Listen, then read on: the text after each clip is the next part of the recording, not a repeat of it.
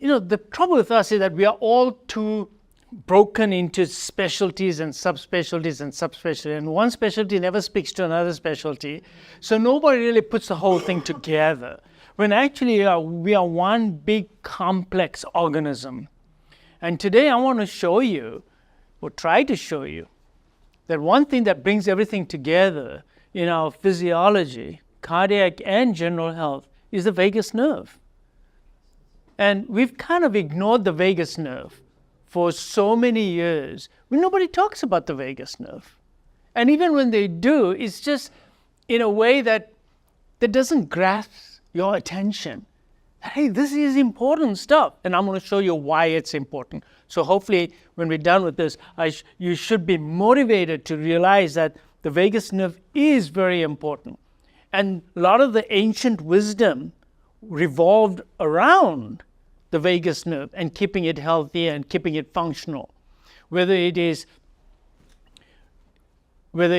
exercising or breathing exercises, slow breathing, inspiration, expiration, yoga type postures, holding your postures, whether it's to do with diving in cold water, or resting, sleeping. What's the vagus nerve doing during all this time? And what can you do? This is a clue to hack your vagus nerve. Today, hopefully, I'll teach you a few tricks to hack your vagus nerve. And if you hack your vagus nerve, you'll get a lot of good benefits. And we need to hack the system here. If we can hack the internet, can you hack the internet for me, please?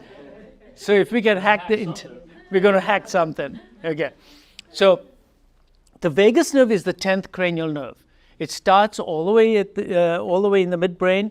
And what's its function? It's called the vagus because it's everywhere. It's a vagabond. So it goes all the way out. It gives branches. And you don't know this, but I'm telling you today, it gives branches to your eyes. Did you know it goes to your eyes?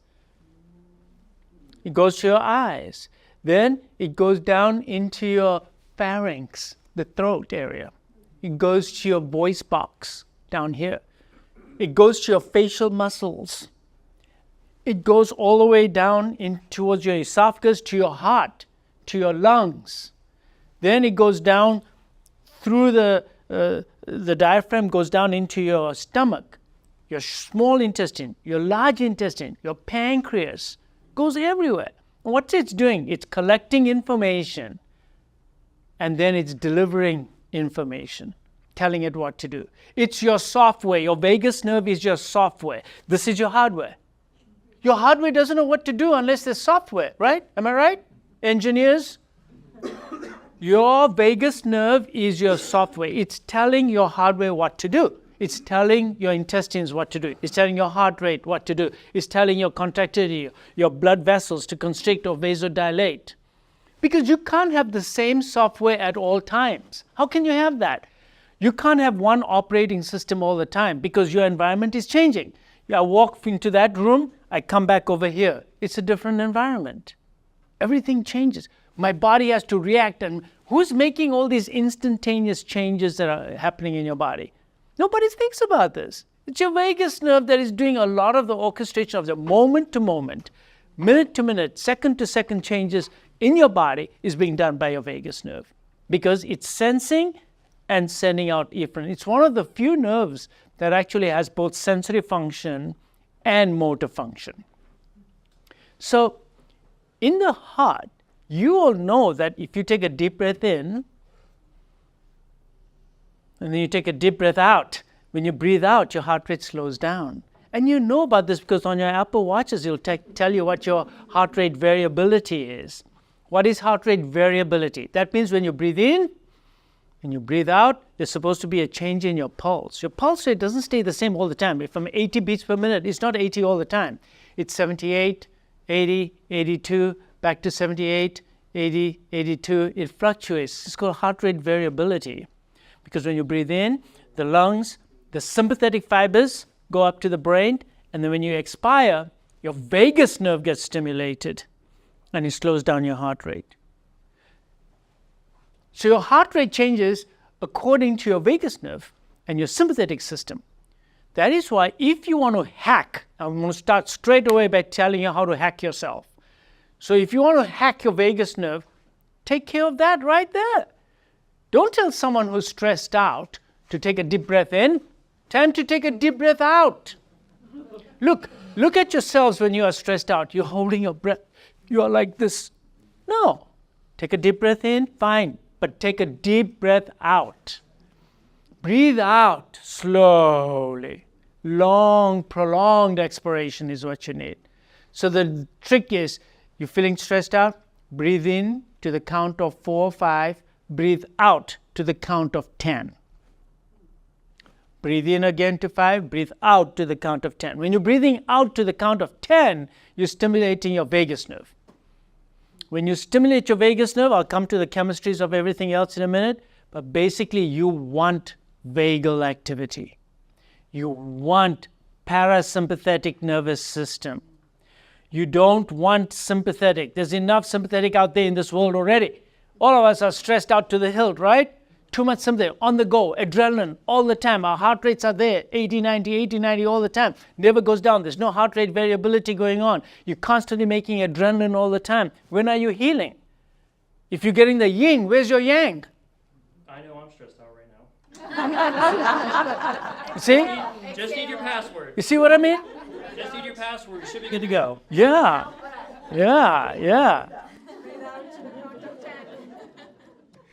There you go. But you see, when this is done, I'm going to tell him not to take a deep breath in. I'm going to say, take a deep breath out. Very different. Breathe out, nice and slow. And immediately, so what happens? Your body, think about this. Your body is all stressed out. All the adrenaline's running inside you. But now you're breathing slowly out. The brain gets confused. Wait. How can you be breathing in a parasympathetic mode when actually you're supposed to be in a sympathetic mode? In a sympathetic mode, you're supposed to be breathing fast, right? So let's say you see a lion, you're supposed to see the lion, your heart rate goes fast, right? You're stressed out. But here, you're in a lion situation, but you're breathing only 10 times per minute. That doesn't make sense. So automatically your brain shuts off your sympathetic machine. Did you get it? You see, you just hacked your nerve. You hacked your 10th nerve. Because in that situation, you turned off the chemistry. You cannot have the yin and the yang at the same time. So, the trick I'm teaching you here on hacking that nerve, just on the breathing, because we started talking about the breathing. I'm a little off my slides right now, but that's fine. Because when you're breathing out like that, it's incongruous with what's going on. Doesn't make sense. You're supposed to be breathing fast. You're stressed out, but you're not. You're breathing slow. So I'm telling you that in any stressful situation, you can change your chemistry in your body. You can turn off that bad stress chemistry by doing prolonged, slow expiration. So you breathe into the count of 5. Then breathe out to the count of 10. And when you're doing this, don't breathe into your chest. You're doing abdominal breathing. So your diaphragms are moving down, and the diaphragms then move back up again. So when you're breathing in, your belly button must come forward and meet your hand outside.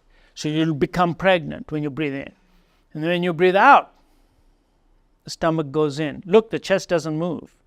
That's the breathing I want you to do, because now you can hack yourself. You're going to hack your vagus nerve. Your vagus nerve is very important. It's the yin and the yang. The vagus nerve is what's going to repair you. The vagus nerve is going to put you back where you belong. You need the sympathetic for stressful situations. When the lion comes, don't just sit there. You better do something. You need that sympathetic. But as soon as the lion's gone, then you need to be relaxed. Look, take for example the sable. When I went to do my safari, the sable would run crazy because the lion's chasing it. But after the lion stopped and gave up, then what does the sable do?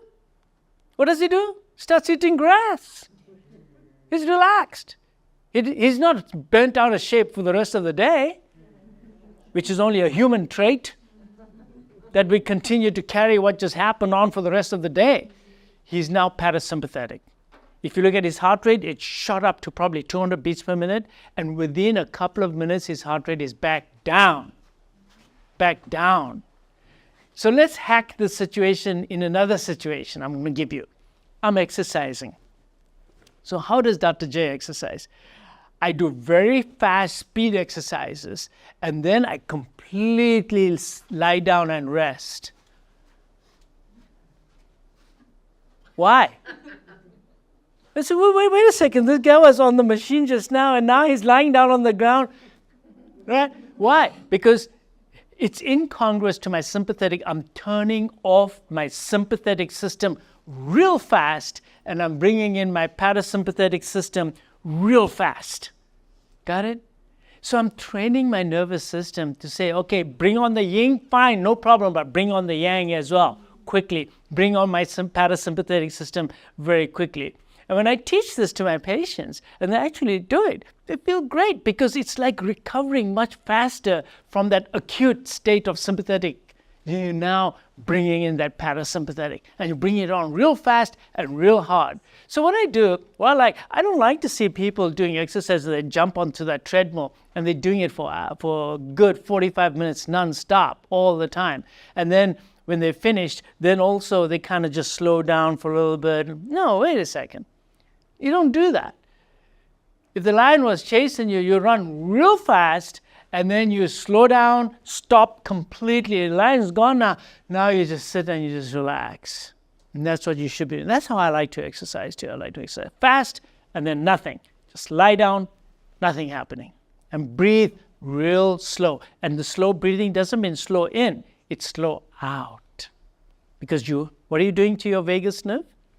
You're hacking it, right? So you all need to learn how to hack it, because your vagus nerve is very important.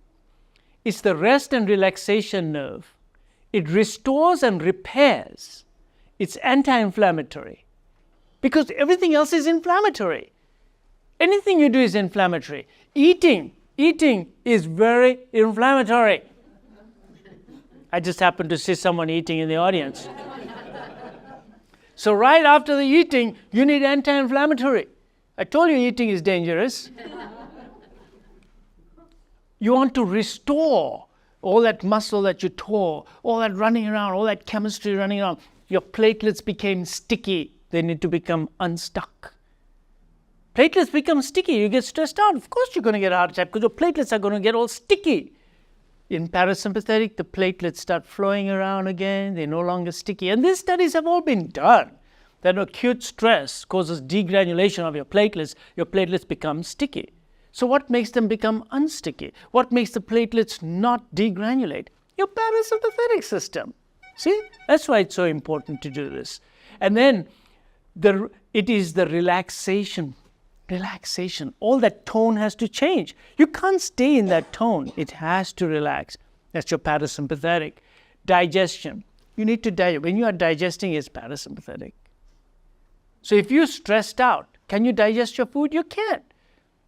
Look, when you're stressed out, how is your parasympathetic going to send signals out that, okay, let's get the juices going here. Okay, all the juices have gone inside, they're squeezed, all the glands are working good now. Now let's get that bowel moving a little bit here. Okay, let's close the pylorus for a while, let the stomach fill up. And who's doing all that? Who's doing all that? Who's sending out all that instructions? It's the parasympathetic nervous system. So you cannot be stressed and eat at the same time. The yin and the yang there. You can't do that. That's why don't eat when you're stressed out. You come to a lecture, you're going to get stressed out. Don't eat. Don't eat in the car.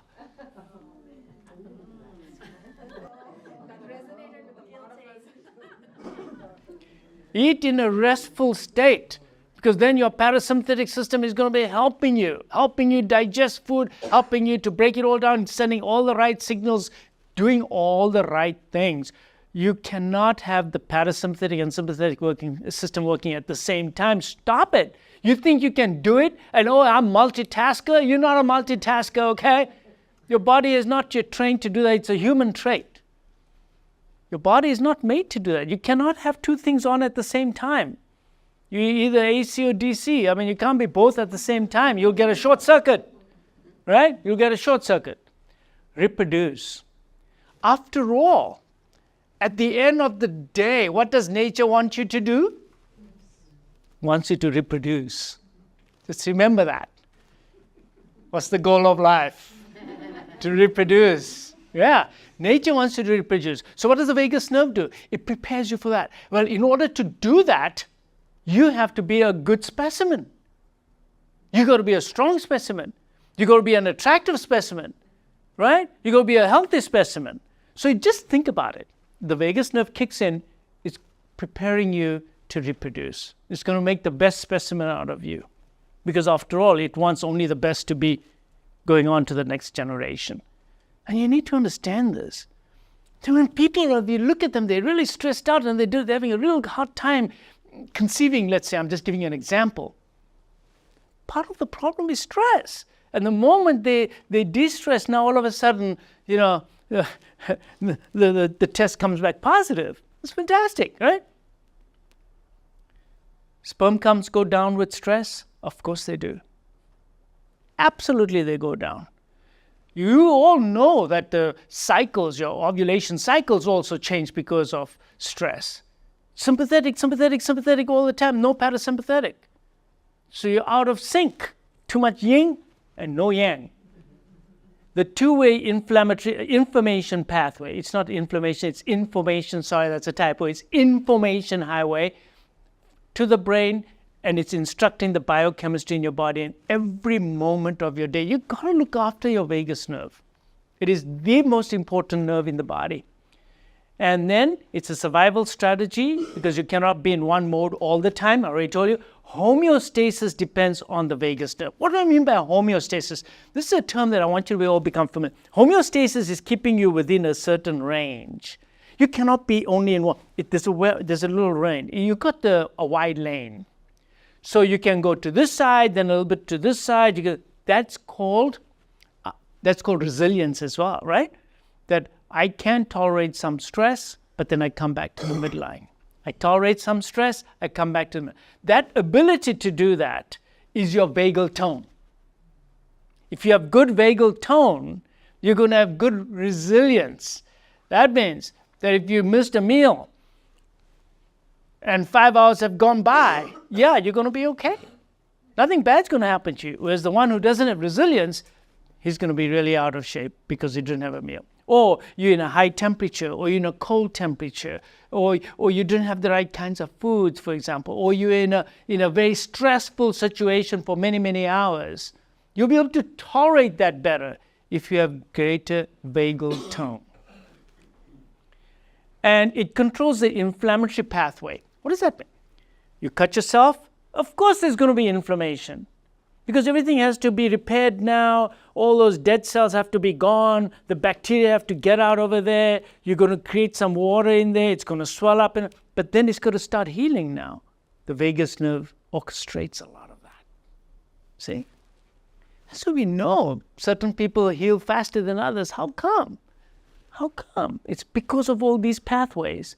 Hormesis, another term I want you to become familiar with. Hormesis. What do I mean by? And I'm always talking about hormesis.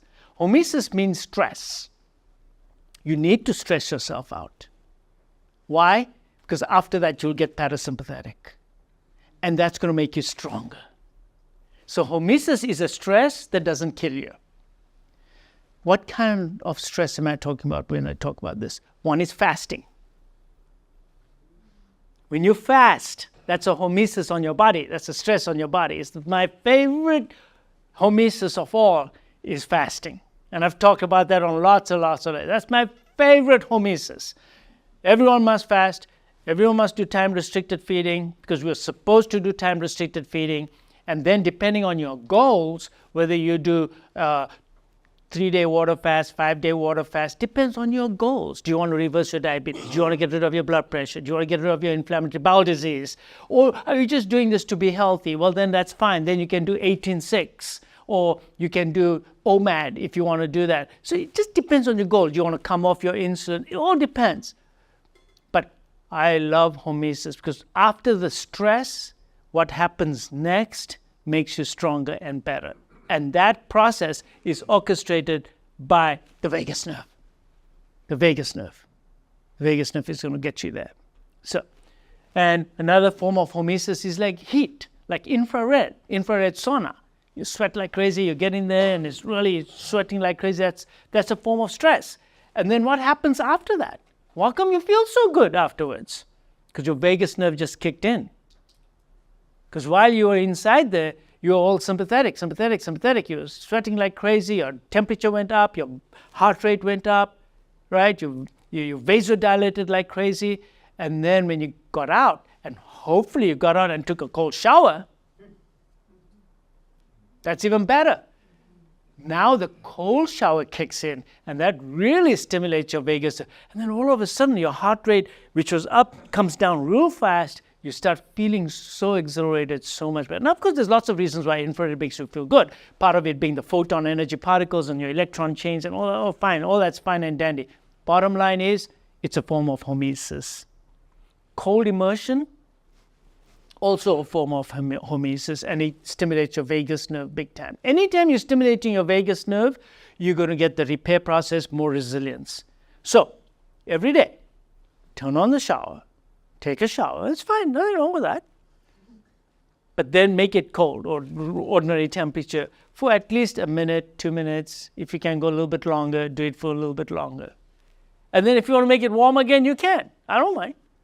As long as you went from hot to cold, or hot to cold and then out, it's fine with me. But when you get these temperature variations, what's being affected in your body? It's the vagus nerve. It's the vagus nerve. At that point, it's all about the vagus nerve. So you're stimulating the vagus nerve. So in a natural way, resilience depends on your vagal tone. I already said that it's very important that you have resilience in your body. So this is the vagus nerve. Look how big it is. It's massive.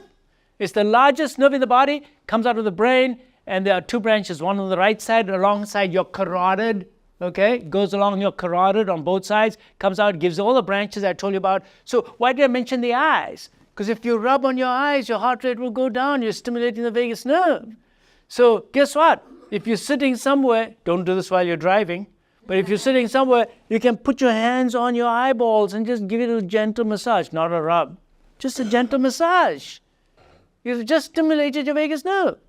And then looking to the left, looking to the right, using your eyeballs to move them from side to side. Keep that position for 5 seconds. Look to the right, keep it there for 5 seconds. Those eyeball movements stimulate your vagus nerve. See the hacks I'm teaching you? I'm teaching you hacks on how to hack your vagus nerve. The next one. I told you the vagus nerve goes along the carotid. How can I hack it? Well, take an ice pack. Those little plastic things you put in your freezer, the blue ones, right? Take it out.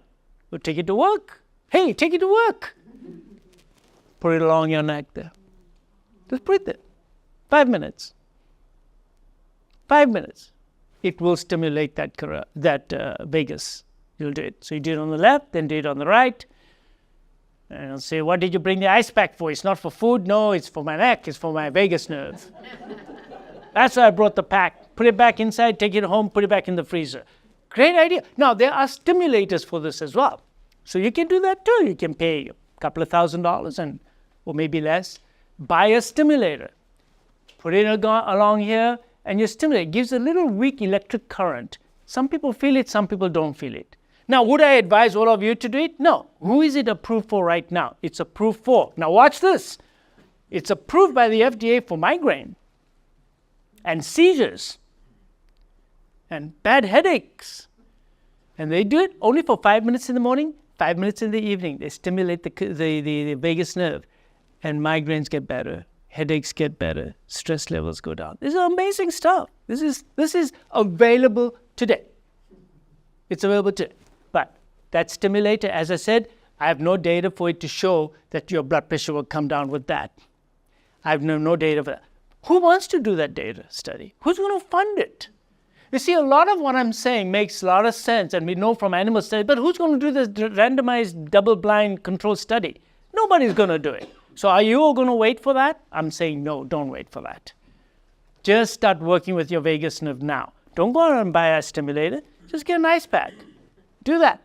All right. We now know that if a patient is having SVT and you want to increase the parasympathetic tone with SVT, supraventricular tachycardia, we tell them do gentle carotid massage. And that slows the heart rate down. So we know these hacks already in cardiology. I am saying do that for cardiology, fine, but also use it in your day-to-day life for stress management, blood pressure management, all around better health. I'll show you more data on that. So here's another hack right there. Another one is humming. If you just sit for 10 minutes and go,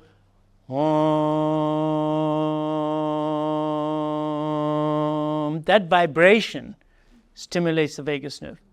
And if you measure people's heart rate when they're doing that, it goes down. Measure their blood pressures, it goes down. Humming does. Another one, laughter. So the laughing club. Start a laughing club. The more you laugh and be good belly laughs, you're stimulating your vagus nerve. Pulse rate goes down, blood pressure goes down. So who doesn't have early hypertension? Everyone today is having hypertension. Well, then go on and start laughing. Start laughing, start humming, start singing, even gargling. So I told you that goes to the glossopharyngeal muscles. So take some saline or even plain water and but gargle loud, like you really mean it, not just you gargle hard. So there should be a couple of tears come out from your eyes. Now you're really stimulating your vagus nerve. And that is going to definitely give you a lot of benefits. So right there, so there's another hack I just taught you. Now the biggest hack is the breathing that I already mentioned right in the beginning, where you breathe in, but you breathe out long, prolonged expiration. That because you have very large amount of representation in your lungs. Your lungs, they have a huge representation of the vagus nerve. So hack it. That's a big nerve. Because there are small nerves that can be hacked as well. There's one that you'll read about, because now I know you're going to go home and start looking up vagus nerve, blah, blah, blah, blah, blah. But there's one called the tragus nerve, which is here, right here on your ear, right here. Right in the front. You know this little piece sticking out here? That one. And if you press on it hard enough and massage it, and sometimes you can put your finger on the inside and massage it too in that way, it does trigger your vagus nerve. But I think I'll be looking funny if I'm doing that and someone's walking by. But there are instruments you can buy that actually stimulate this. But what I'm trying to tell you is that yes, those things do work. There are easier, cheaper, free ways to stimulate your vagus nerve starting today. Start hacking it today.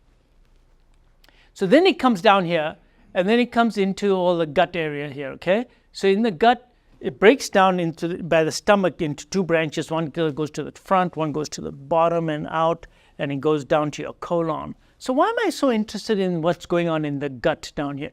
Well, you all know I'm very interested in the gut. Why am I interested in the gut? Because there's another huge representation that my vagus nerve in my gut will affect my brain and can affect my heart as well. And my vagus nerve over here is going to affect my leaky gut and my microbiome as well. And I already told you all that I believe that all inflammation starts in the gut. All inflammation starts in the gut. So anything to do with the gut, including the vagus nerve, is of interest to me. If I can hack your vagus nerve and make your gut work better, you will have less metabolic endotoxemia. That means your leaky gut will be less. Therefore, things that should stay in the sewer will stay in the sewer and not get into your bloodstream. If you have a leaky gut, as a result of dysfunctional vagus nerve, or your vagus nerve is not working properly for multiple reasons, which I'll show you in a minute, you're going to get more leaky gut. If you get leaky gut, you get lipopolysaccharides and interleukins and other inflammatory molecules getting out from your gut into your bloodstream and then going to your whole body and causing inflammation. Chronic inflammation. Most diseases today are chronic inflammation. Look, you guys are not dying of dysentery or leprosy and all those bad things, right? So it's very important to understand this chronic inflammation. Where does it come from? Where does most inflammation come from? It comes from your gut. Now, sometimes we also do bad things. We put things on our bodies and whatnot on our body. But I'm thinking it comes from your gut. That's the biggest threat you have. You have what? 100 trillion bacteria in your gut. And not only that, but you got the wrong bugs in your gut. Fine, you got 100 trillion, fine. But you got the wrong ones there. Why? Because you killed off the good ones, right? So when the bad ones are in your gut, what are they doing to your vagus nerve? They're stimulating it. They're making it dysfunctional. So when those bacteria produce bad substances, neurotransmitters, they'll go up the vagus nerve and they can travel all the way into the brain. Now that should scare you. Do you want your bacterial products to travel up all the way to the brain? So there's a strong correlation between what's going on in the gut and some of the neurodegenerative diseases, which is a whole new topic we can talk about, such as Parkinson's, and also with other movement disorders. So Parkinson's is huge. A lot of Parkinson's going on. Everyone knows somebody who's got Parkinson's. Dementia, inflammatory conditions in the brain. How did they get there? Well, these things can get in through the blood and they can cross the blood-brain barrier. But they can also get direct entry into the brain through your vagus nerve. Did you know that? That you can actually get direct entry into your brain through your vagus nerve. And there are studies now showing that particles that were found originally in the intestine ended up in the brain via the vagus nerve. So I say that the vagus nerve here is very important. Plus, you got to remember, when you have the wrong bacteria or you have inflammation in your gut, or let's say you have food sensitivities, like you're allergic to wheat germ agglutinin. Oh, it's horrible. Wheat germ agglutinin is the number one thing that I'm finding in my patients who have either got autoimmune diseases or coronary artery disease or hypertension, metabolic syndrome. The one thing I'm finding is wheat germ agglutinin allergy. So it's really a sensitivity. It's not gluten only. People think of celiac disease. No. So what happens with wheat germ agglutinin is it causes inflammation here in the gut.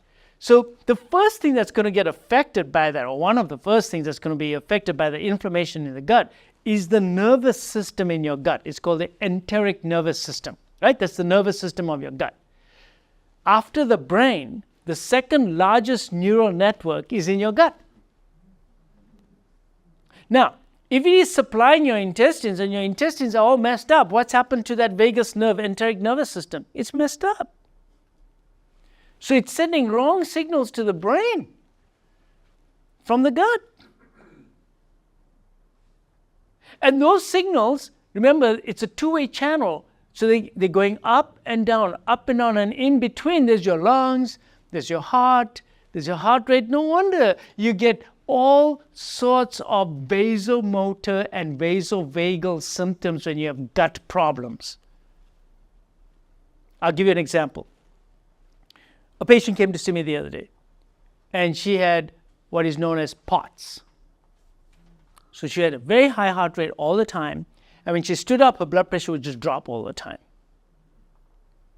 Why? Because she got autonomic dysfunction. Because look, when you stand up, your autonomic nervous system is supposed to fix everything, right? It's supposed to fix everything by vasoconstricting you. Well, she had inappropriate sinus tachycardia all the time. She also had POTS. So in talking to her, I started concentrating on her gut. And she said, "Excuse me, I thought you were a cardiologist." I said, "I am."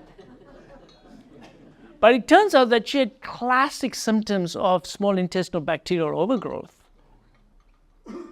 And I treated it. I gave her some of my herbal preparations, no antibiotics. I just gave her the herbal preparations. And she came back a month later, she's saying, "Oh my God, I finished this." And I, of course, put her on some quercetin and some curcumin later on and some other special essential oils. And she got better. And she says, "I'm no longer fainting. My heart rate has come down. I feel like I did before. It's so good." I fixed her heart rhythm through her gut. And I'm saying this all the time. That arrhythmias, blood pressure anomalies, especially orthostasis, autonomic dysfunction, because this is autonomic nervous system, starts in the gut. You fix the gut. You hack your vagus, fix your gut, hack your vagus, and your autonomic nervous system will reset itself back to where it should be. So you're no longer running sympathetic all the time. So the gut is really, really important, your enteric nervous system. So when the enteric nervous system goes wrong, the nerves of your gut, what symptoms are you likely to get? Constipation, because it's just not working. Or diarrhea, where it's working too hard. It's dysfunctional. You want to fix that? You need to fix your gut. The enteric nervous system will get better. When the enteric nervous system gets better, your bowels come back to normal. And your diarrhea goes away, or your constipation goes away. You've got to fix the enteric nervous system. The nervous system in your gut is the vagus nerve coming down and spreading it. And this vagus nerve, it is such a vagabond. Literally every millimeter or so in the gut has one of its endings. So you've got to ask yourself, what's it doing there? It's feeling everything out. And it's sending back signals to the brain. And we just underestimate this whole thing. We definitely underestimate this whole thing. Hack your vagus nerve, those enteric nervous system will get better. Your gut will get better too. You're having any type of GI symptoms? Start hacking your vagus nerve today. And tell me if your gut symptoms didn't get better. Now, of course, some gut symptoms are not only due to enteric nervous system, they are due to bacterial overgrowth, like that girl I was telling you about. Right? She had SIBO, and others have food sensitivity issues where they need to stay away from certain foods. So we do the blood test to see which foods are you sensitive to. We do that. If they're having real bad bowel problems, then I check their stools to see which bacteria are missing or which ones are in excess, or what can I do to rebalance them. And then we give them fermented foods. We give them high doses of fish oil. So wait a second, what does fish oil got to do with all this? Well, fish oil has omega-3, and guess what's all these neurons made up of? Omega-3. So wait a second. If you're not having omega-3 in your body, or enough of it, and I know you don't, right now I'll tell you you don't, you've got a vagus nerve that's not working optimally. I'll just tell you that right now. You see, our omega-3 levels today are so low, it's unreal. I have yet to see maybe 1 out of 40 labs that come back with the omega-3 levels are optimal. It's called Omega Check. Nobody even checks for it. And the worst part of it, it's not just omega-3, they have too much omega-6. So it's not just omega-3, it's the ratio of omega-3 and 6. So if you have a relatively low omega-3, it's okay if you also have very low omega-6. Because it's the ratio that really matters more than anything else. But these days, we are all toxic with omega-6 because we're all eating vegetable seed oils. And then we eat nuts that have been roasted in vegetable seed oils. And we go out and eat too much and all they use is vegetable seed oils. And you're paying for it too. And tipping them on top of it.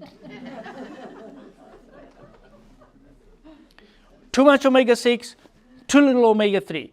Omega-3 is needed especially for one big nerve in the body, and that's your vagus nerve. That's your vagus nerve. You got to have omega-3. You have to take omega-3 supplements. Now, if you're a total vegan and you can't take fish oil, well, where does omega-3 come from, by the way? Oh, it comes from fish. Well, actually, it doesn't even come from fish. It comes from algae. And the algae get eaten by small fish, sardines, all those, and then they get eaten by bigger fish, eventually gets to you. The farm ones have no omega-3 in it, because I don't see algae down there anyway. So you got to be careful about just hoping that you're getting all your omega-3s from fish. Good luck, unless you're really eating only wild-caught salmon every day, and then also you got to eat a lot of it. But then, that's not my advice. My advice is, look, it's easy. Hack the system. Just go and get omega-3 supplements and make sure that it doesn't contain PCP or dioxin or mercury. So you get a high-quality fish oil. If it smells bad, it's no good. If it tastes good, it's probably okay. It mustn't be rancid. And once you get it, put it in your refrigerator so it doesn't get rancid. Rancid means what? Oxidized. Because if fatty acids get oxidized, they're really bad for you, right? It causes small dense LDL, causes lipid peroxidation, blah, blah, blah. All the things we talked about on other shows. But bottom line is you want a healthy vagus nerve. A healthy vagus nerve is full of omega-3. And you must hack it frequently. constantly hack your vagus nerve, then that pathway will be facilitated, as we call it. So here we go. So it stopped here. Oh yeah, okay. I saw another girl the other day. She was having gallbladder issues. So her gallbladder wasn't working. So what innervates the gallbladder? The vagus nerve, right? So with her, we did the same thing. We worked on her gut, and they said they were going to take her gallbladder out. And I said, yeah, well, you've got to follow the instructions, but just try this. And she did, and her symptoms got better. So she didn't have a gallstone. So what was the problem? She had a lazy gallbladder. So they give you this little medication, and then they look at your contractions on your gallbladder, and her gallbladder just wasn't contracting properly. And sure, that'll cause a lot of problems, right? So my solution for that was, listen, just wait a month. Try this. And we worked on her gut. And we worked on her motility and her vagus nerve function. And she did exercises, vagal nerve exercises, and she still has a gallbladder. So I just think that it's very important. Now, I'm not saying that all gallbladders must stay in even if they have stones. No, I'm not saying that. I'm just saying that there's lots more that meets the eye. Let's just be a little sensitive about this too.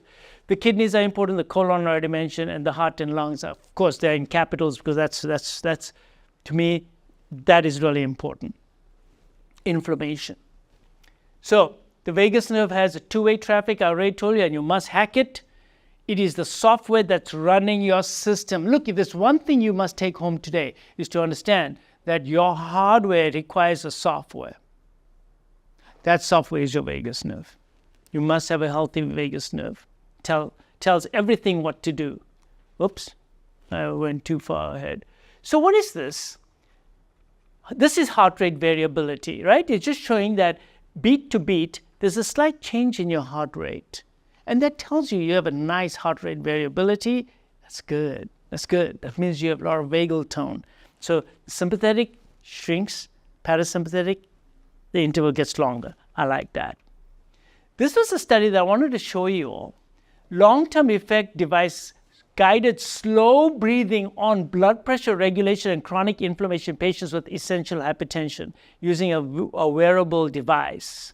So basically what they did in this study is that these patients had breathing exercises that was guided by a cell phone app. So the cell phone app tells them, okay, breathe, now don't breathe, now expire, now take a deep breath in. So it guided them through a breathing pattern, okay?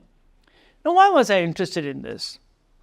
Because I told you that all he's doing when he's doing this is he's hacking the vagus nerve. That's all he did, right?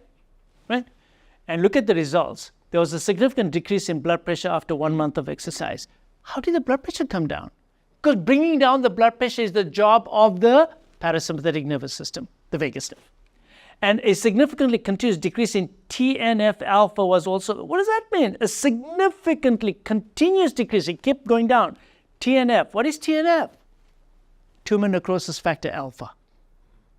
So that's an inflammatory marker. So when I'm doing your advanced lipid panels, starting now, I've been doing them, it's the Cleveland Heart Lab stuff that I'm looking at. I'm looking at interleukin-6, I'm looking at tumor necrosis factor. Unfortunately, some of the insurances don't want to pay for it. But this tells me that if your tumor necrosis factor level is high, you have a lot of inflammation in your body. And didn't this study just show me that I can decrease it? Just by breathing? How cheap is that? So who's going to pay for this study in the future? Nobody. Because you don't get paid by telling somebody to take a nice deep breath in but a long breath out. So there you go. The baroreflex indices were also significantly increased. Heart rate variability did not show differences at this time. That's because there were other factors also still in the patient. And the positive correlations between sympathetic index and this is, there you go. So the sympathetic all went down. Tumor necrosis factor levels also went down. Slow breathing exercises have a beneficial effect on blood pressure and chronic inflammation. You become uninflamed when your vagus nerve is stimulated and hacked by you by breathing. So just pay attention to your breathing. You see, the autonomic nervous system is autonomic. It works on its own. But you can also control it. You can override it. And the best way to override it is your breathing. See, if you don't pay attention to your breathing, you're still breathing, right? It's automatic. But I can hold my breath. I can breathe out hard, so I can also override it. So I'm saying to you, do it. Do it. Whatever it takes, do it. I don't care what form, I don't care which yoga class you go to, or whether you just do it at home, or whether you do Tai Chi, or whether you do postures, or whether you use a machine to guide you, or whatever you want. But just do it. This one is a device versus non-device guided slow breathing to reduce blood pressure. This is another systematic review. Modest blood pressure reductions. Low-level vagus nerve stimulation suppresses post-op atrial fib and inflammation. I love this study. Why? So in patients who have surgery, open heart surgery, they often go into atrial fibrillation. At least 20% of the patients go into atrial fib. Now, my interest in atrial fib is that why do they go into atrial fibrillation post-op? And we say, well, it's the irritation of the pericardium, and there's blood around the pericardial space, and blah, blah, blah. But I'm saying there's something more fundamental at the biochemical level. There's something else. And it's an imbalance between the sympathetic and the parasympathetic system in these patients that throws them into atrial fibrillation. So surgery is sympathetic. Of course, surgery is very stressful. Your adrenaline levels are high. Your intramyocardial catecholamine levels will be really, really high. So if a patient goes into surgery with high vagal tones, he's healthy, he's been doing all this stuff, he's likely going to have less atrial fibrillation post-op. So here what they did is that they did low-level vagus nerve stimulation. So what they did is after the surgery was done, the surgeon implanted a little device right on the vagus nerve and gave it a little energy, the vagus nerve post-op. And what happened to the incidence of atrial fibrillation? Let's look, conclusion. This is low-level vagus nerve stimulation, LLVNS, suppresses post-operative atrial fibrillation and attenuates inflammation also. Wow, inflammation also. Now you got my attention because I'm all about inflammation, because what causes coronary artery disease? Inflammation. What causes chronic diseases in humans? Inflammation. What is that we're all suffering from today in this world? Is inflammation, right? There you go. Yeah. So there you go. That's what I'm interested. So let's see in this group what happened. Okay. So we saw that serum tumor necrosis factor. There he shows up again. Interleukin-6, significantly lower in the group that had vagal nerve stimulation. So how is that possible? Well, the vagus nerve, I told you, is a two-way traffic. It sends the signal from here to the brain. The vagus nerve got stimulated. It says, that's good. Everything is hunky-dory. The signal it got back. The king is sitting in his chair, and his scout went out and checked it out and came back. And who's the scout? The vagus nerve is coming back, right? Telling it, everything is hunky-dory. How did it know that? Because the vagus nerve was being stimulated, right? By the electricity. Was coming. Good, vagus nerve is stimulated. That's great. So the king said, oh, that's all right. That's great. Bring back the horses and bring back the men. Stop the inflammation.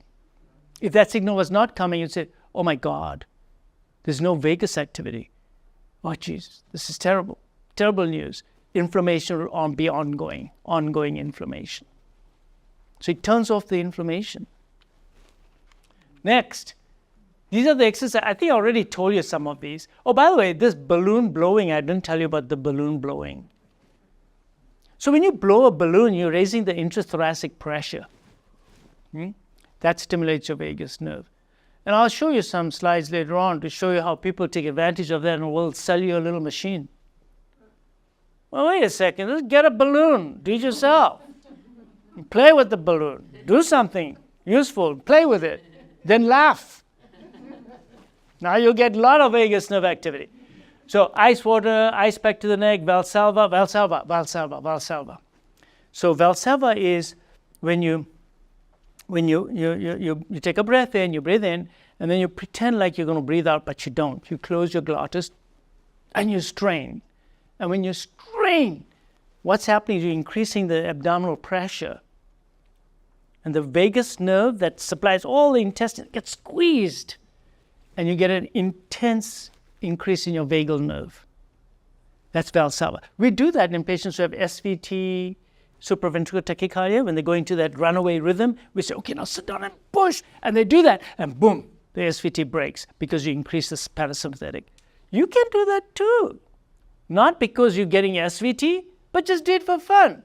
So you're at home, feeling a little stressed out, you don't have a balloon, then just do a couple of Valsalvas.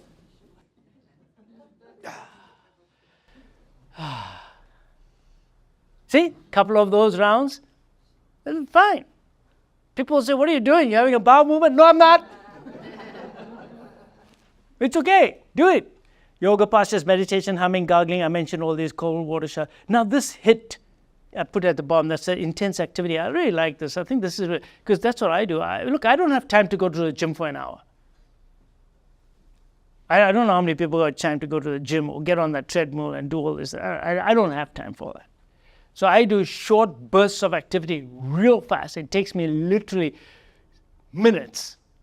But as soon as I'm done with that rapid activity, then I just totally rest. And no one's even around. I just do it on my own. It only takes me a few minutes every day. Every day. It just takes me a few minutes to do. That's it. And that's how I like to do it. Intense activity with intense rest. Intense rest. See, nobody ever told you that. They just told you to do intense activity, didn't they? Why didn't they tell you to do intense rest right after the intense activity? That's what I like to see. I want to see that you facilitate the yin and the yang. Do intense, fast activity to maximum ability that you can. And then just lie down and rest. So one of the ones that I do, which I like, is the hands on the knees. You know, when you jump up real fast and just do that just for about a minute or so. And then you're really huffing and puffing. Your heart rate probably goes to about 150, and then just lie down. Lie down. And you'll find that you'll be able to hack your system much faster and better. So the enteric nervous system I already talked about. Dysbiosis, I'm coming back to this because I put the slide up because, look, I'm telling you, the gut is huge. Yeah, it is huge. Most of us have a big gut. And the nervous system in the gut is very important, so you can hack that. And it can hack you. That is why if you got a gut problem, your life is miserable. Just think about it. If you have a gut problem, your life is miserable. Why? Why is your gut so important to you? Because it's the home of the largest nerve in the body, your vagus nerve. That's why your gut is important. That's why you need to make sure what you eat is right, when you eat is right, how much you eat is right, what you eat in terms of fiber and your bacteria is very important. Probiotics are really important. If you're missing them, fermented foods are very important. Fiber is very important. Right. So, there you go. So, CNS inflammation, I already mentioned. Mental fog, depression. Oh yeah, look at this one. Mental fog, depression, and anxiety. Do you know how many people, we have an epidemic right now of what? Of depression, of mental fog, of anxiety. Heck, everyone's anxious these days. Have you noticed everyone's like a cat on a hot tin roof? Huh? Everyone's going through so much stress in their day-to-day life. For whatever reason, we're just going through all this. You need to start hacking your life so that you can get rid of all that. And the best way to get rid of this is watching your diet, fix your gut, fix your enteric nervous system, hack your vagus nerve. Very important that you do this in this part. Now, of course, I always talk about my insulin levels and I talk about sugar. That's a different talk. That's very important also, your hormones. But this is very important too. So there you go. All right. So parts I told you about, inappropriate sinus tachycardia, syncope, fainting spells. How many young people I'm seeing every day fainting all the time? Fainting all the time. You do a tilt table test on them, they faint. Blood pressure went down to 70. Heart rate 50. So they all have vasovagal symptoms because their vagus nerve is not working out. It's too active in them. Overactive vagus nerve is also no good.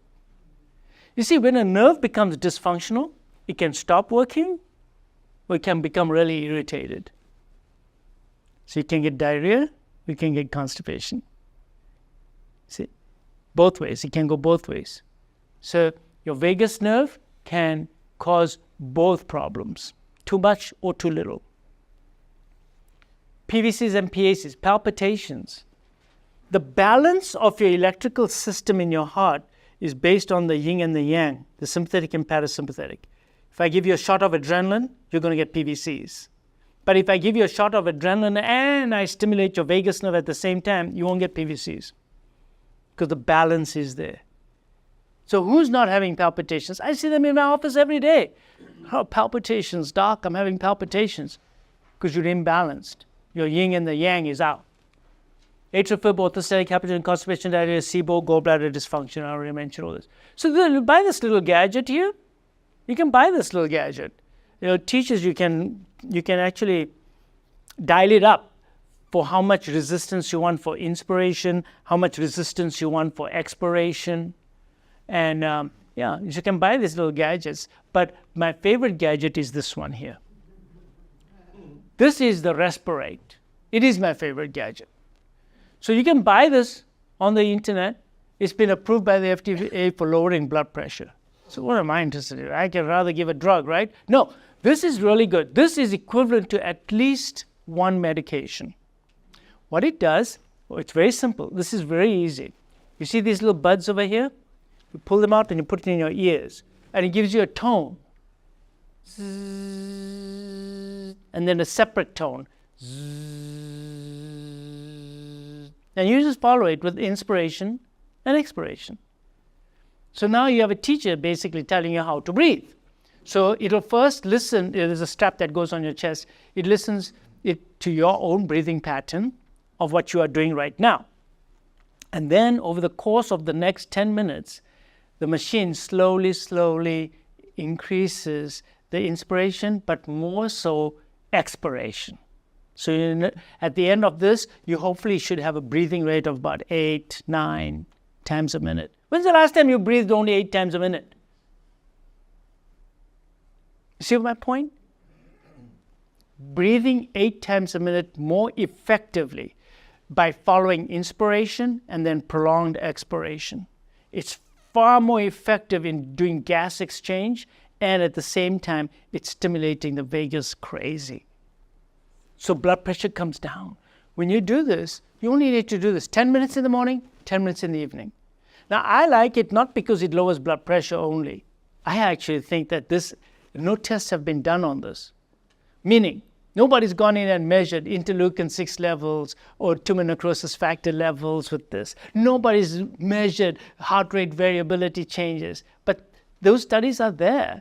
They are in smaller studies and they are in animal studies. But we need bigger studies. But the problem is, who's going to fund those studies? But this is so good. And basically, it's doing what we talked about earlier on. It's hacking your system. But it's a machine-guided hack.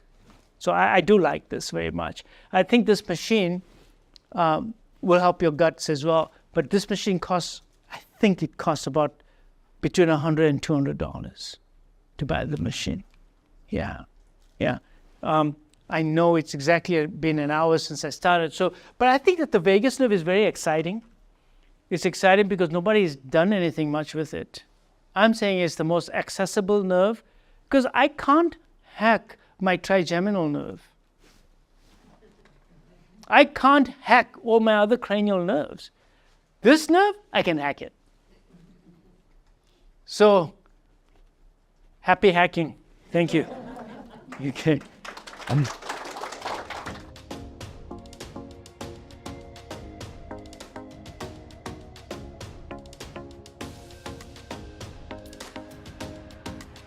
Yes. Sad to say, yes, it's true. You must have heart rate variability. If you don't have heart rate variability, you have inflammation going on somewhere. You need to find it and eradicate it. Super high methane levels? Pardon? Super high methane levels? Super high methane level means that you have the wrong bacteria in your large bowel and they need to go because they are either producing noxious agents or not producing the anti-inflammatory ones that you should be producing, such as, so the wrong bacteria will not produce short-chain fatty acids. The short-chain fatty acids are butyric acid, acetoacetic acid, propionic acid. They are not being produced. And because they're not being produced, they are anti-inflammatory. They'll increase your heart rate variability. So it's either that those are not there or these guys are producing bad stuff. So rifaximin versus your natural? I prefer the natural always. So there's one called Candibactin A, Candibactin B. It's a 14-day course that you take, and because this is colonic, you need to be a little bit stronger. You also need to take quercetin every day, and you must take curcumin, 300 milligrams twice a day. And then once you finish the 14-day course, then you must take essential oil of clove, 1 drop, oil of oregano, and oil of cinnamon, 3 drops. So 1 drop of each once a day, and then after about a couple of weeks, you go to 2 drops of each, and then you end up at about 3 drops of each. That's it. And the way I do that is I would tell them to just take a little bit of olive oil, just half a teaspoon, and just put the drops in it, and then just take it and put it in your salad, or you just take it yourself. That'll help you. And then the last thing you need to make sure is if you're still having a problem, is check for fungus, that you could have fungal infection too. And there's a course of herbal treatment for that as well. Now, the rifaximin you can do, but it's very expensive, and I just don't like to kill bacteria. Yeah, and it kills the good and the bad and the ugly, all of them. So I prefer not to. Yes, ma'am.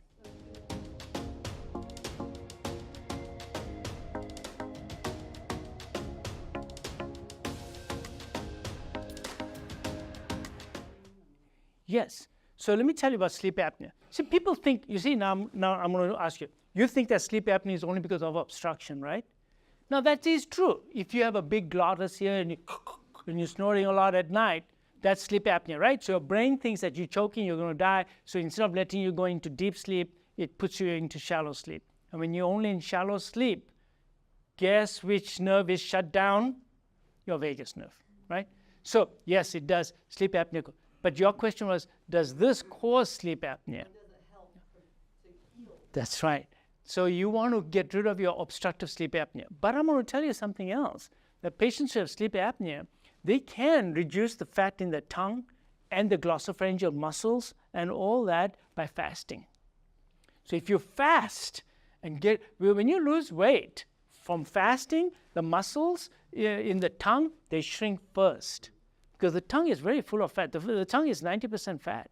So it just fades away, snoring gets better, they start sleeping better right away. So fasting is number 1 for that. And then the other thing I want to tell you is that when you do have vagal nerve dysfunction, generally, then when you do sleep, you're not going to sleep as well either. You're not going to go into good deep sleep, because your vagus nerve is not coming. So yeah, the vagus nerve kicks into just about everything.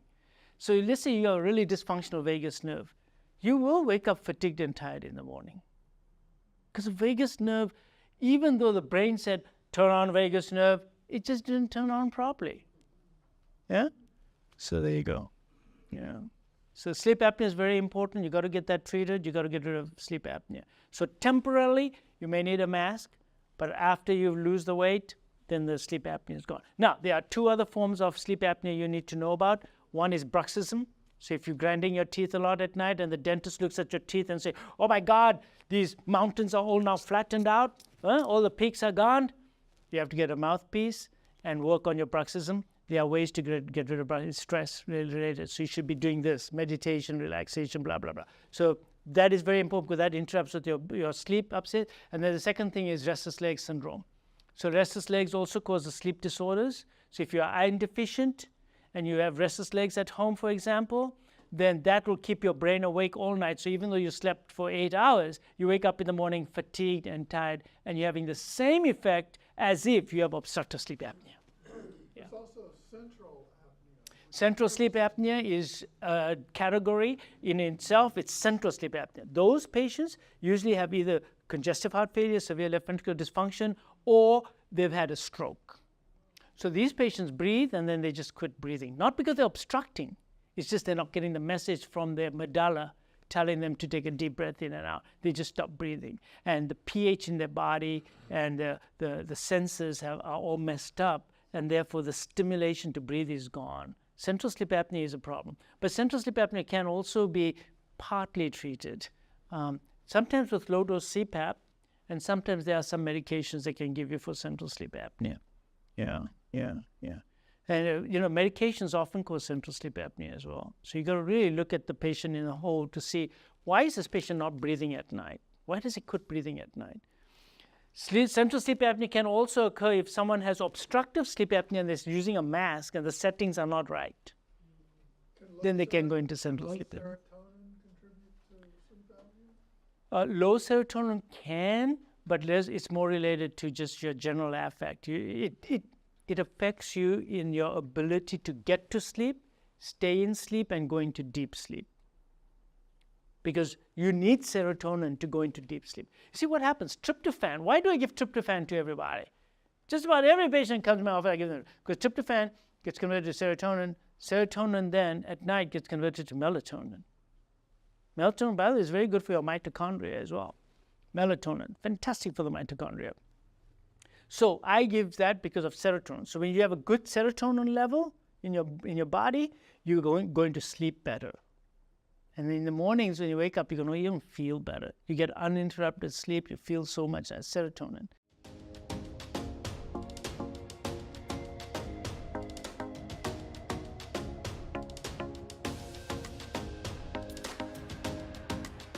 What a great question. I love the question. The question is, how come these people are working all day long, living in a big crowd with everybody, and yet they're living well into their 90s without significant health problems? Because remember this, and actually I should have said this in my lecture earlier on, that the vagus nerve starts in the midbrain, right? But it has lots of rostral connections. Rostral meaning from the front. So your prefrontal cortex, your frontal cortex, your hippocampus, your amygdala, all that has connections to your vagus nerve.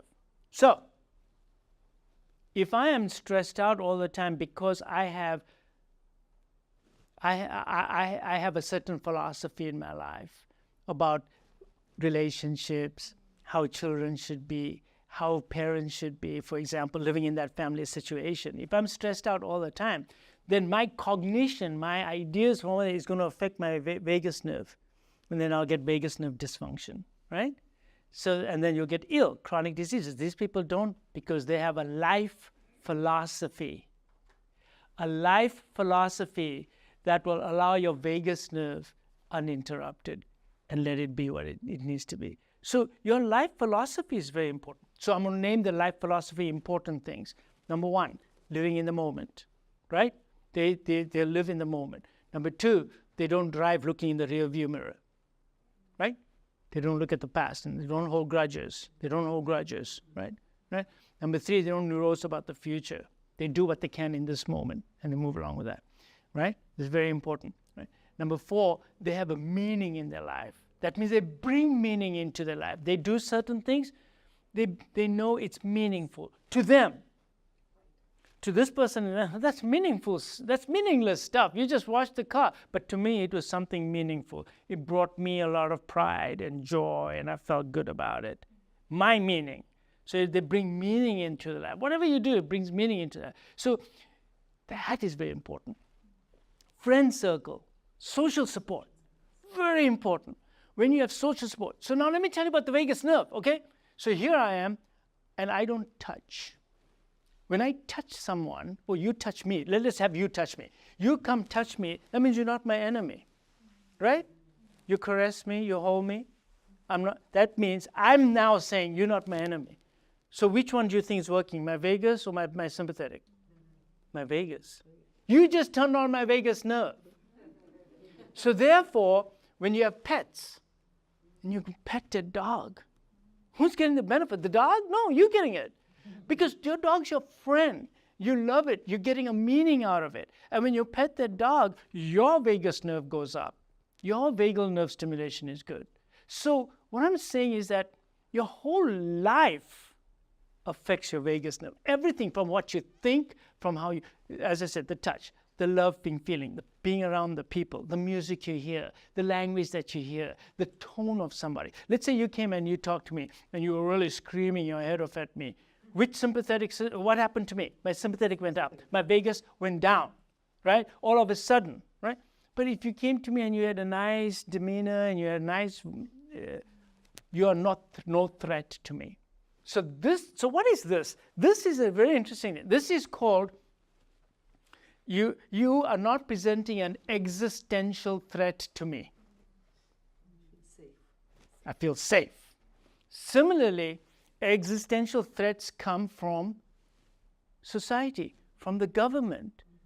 You get taken away your Social Security right now, your vagus nerve is going to be dead for months.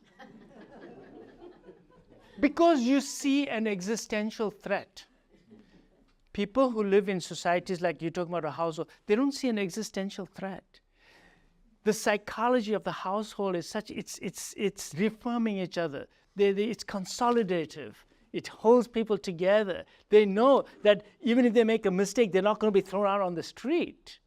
See, there's no existential threat. We must not pose an existential threat to each other, because the moment you pose an existential threat, your vagus nerve shuts down right away. And now you have only sympathetic, you only have inflammation. Welcome to modern living. Because every day, I bet you every day you are having a sense of existential threat. Are you or not having feelings of existential threat every day? Or are you having a lifestyle where you know you're safe? You're going to be okay. I get existential threat when I go shopping. Because I don't know what I'm buying. I don't know what's in it. Well, no, now I know better. Now I know better. I know how to read labels. I know what to stay away from. I know what to eat, what not to eat. But you know, it is this existential threat that we're all facing every day, whether it's rules, regulations, or whatever it is, or relationships, or expectations, or monetary, or whatever it is. There's too much existential threat today. And that connects to your vagus nerve. So the difference is, you get sick, how many people are going to come visit you in the hospital? 2 people or 25 people? 25 people, your vagus nerve is flourishing, you'll be out of the hospital in 4 days instead of 30 days. And you'll have less complications, you'll recover from your surgery faster. Those studies have been done. Your recovery rate is clearly related. Now, how can your recovery rate be clearly related to the number of people that came to visit you? They didn't give you a medicine. They did.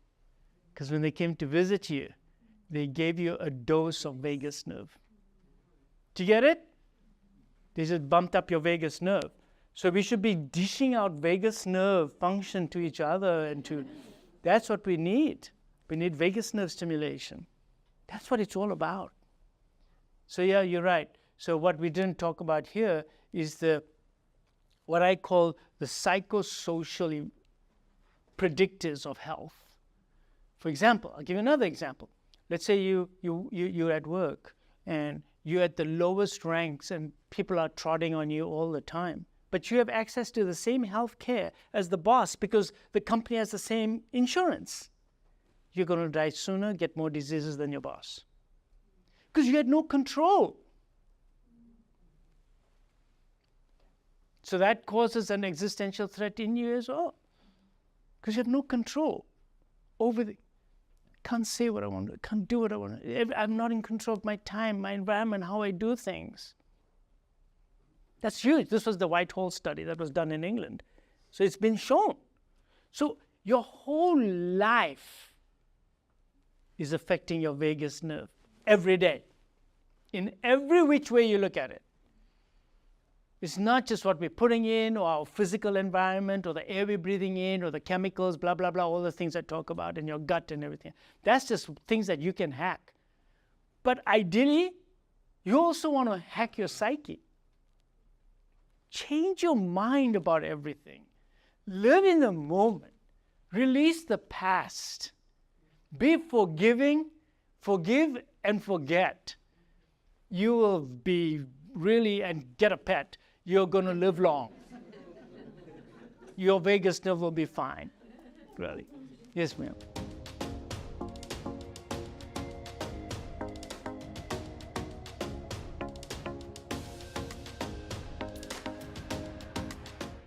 Perimenopausal women. Okay, so women will not tolerate fasting right before the period. So in women who are not menopausal, I'm just saying for them, right? Right before, you shouldn't fast. You should fast after your period. You'll tolerate it better. That's one rule. The second thing is that in the perimenopausal phase that you're going to, fasting is actually beneficial. Because when you're fasting in the perimenopausal phase, you're going to get lots of good physiological changes. BDNF, which is brain-derived neurotropic factor, gives you more plasticity. Your brain actually was better, you're brighter. So you are less succumbing to the symptoms of vasomotor activity. Number 2, vasomotor activity. What is that? That's flushing, right? You suddenly flush, you feel hot, you start getting sweaty, all the perimenopausal symptoms that you get, right? Those are all controlled by what?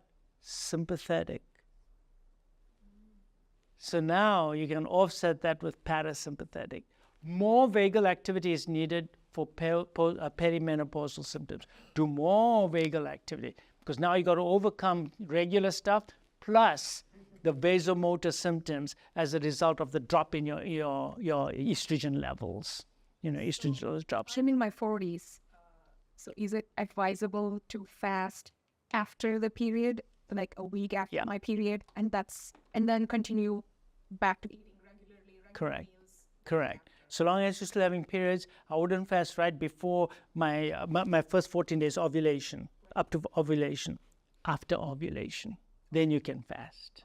So you should know when you're kind of ovulating and then you fast after that. People have to. If you liked this video, here's one that I would recommend. And if you want to see my latest video, please click here.